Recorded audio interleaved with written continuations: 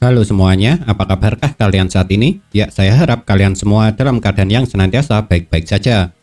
Serial Kimetsu no Yaiba memang telah menjadi salah satu anime ataupun manga yang memiliki banyak penggemar. Dan penggemar Kimetsu no Yaiba bukan cuma berasal dari Jepang saja yang merupakan tempat asalnya, tapi pastinya hampir di seluruh dunia ada penggemar dari cerita ciptaan Gotouge Koyoharu Sensei ini. Untuk anime Kimetsu no Yaiba season kedua memang telah tamat kemarin pada tanggal 13 Februari tahun 2022. Sedangkan untuk manganya sudah tamat di tahun 2020 lalu, atau lebih tepatnya pada bulan Mei tanggal ke-18. Tapi walau yang baru tamat adalah anime season keduanya, yang akan saya bahas bukanlah mengenai hal itu, melainkan tentang rasa kekecewaan saya ketika manga Kimetsu no Yaiba tamat. Alasannya ada beberapa hal.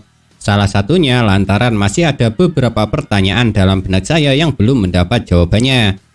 Jadi karena yang saya bahas kali ini adalah mengenai tamatnya manga Kimetsu no Yaiba, tentunya video ini akan mengandung spoiler bagi teman-teman semua yang hanya mengikuti animenya saja.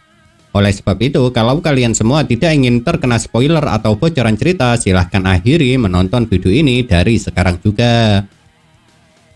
Untuk alasan yang pertama kenapa saya kecewa sebenarnya bukan mengenai sebuah pertanyaan, namun tentang terlalu banyaknya karakter-karakter penting dalam kelompok pemburu iblis yang tewas.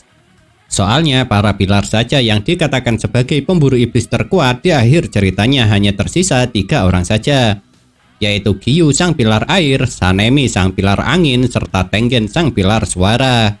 Dan untuk selebihnya semuanya tewas, dan kebanyakan mereka tewas di saat berperang melawan Muzan. Sebenarnya kematian sebuah karakter penting dalam sebuah cerita manga ataupun anime memang sangatlah wajar.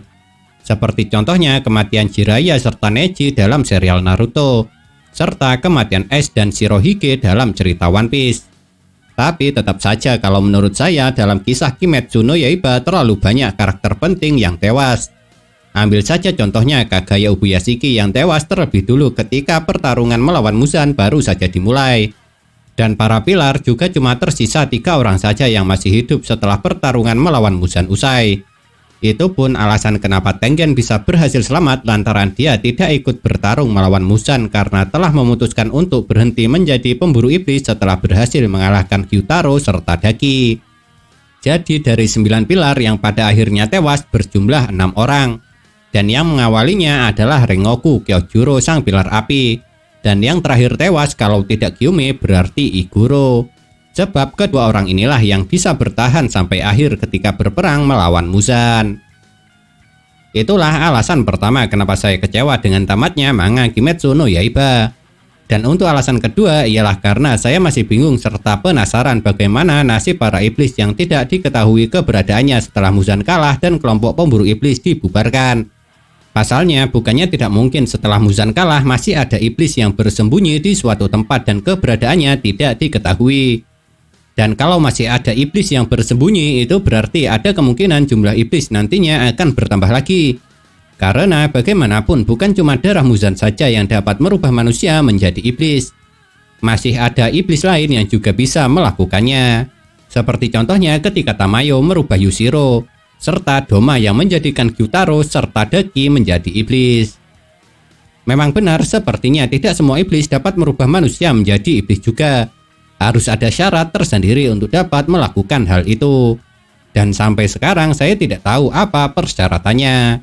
Tapi yang jelas kalau menurut saya seharusnya setelah Muzan kalah kelompok pemburu iblis jangan dibubarkan terlebih dulu. Karena mereka harus membersihkan sisa-sisa iblis yang mungkin masih bersembunyi. Dan setelah yakin kalau semua iblis selain Yushiro telah dibasmi semuanya, barulah kelompok pemburu iblis dapat dibubarkan. Makanya karena alasan itulah kenapa saya mengatakan kalau manga Kimetsu no Yaiba ini terlalu terburu-buru untuk dibuat tamat.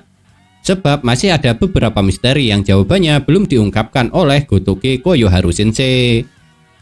Nah, itulah sedikit keluh kesah saya tentang tamatnya manga Kimetsu no Yaiba. Apakah kalian juga memiliki rasa kecewa saat manga Kimetsu no Yaiba tamat? Kalau iya, apakah itu?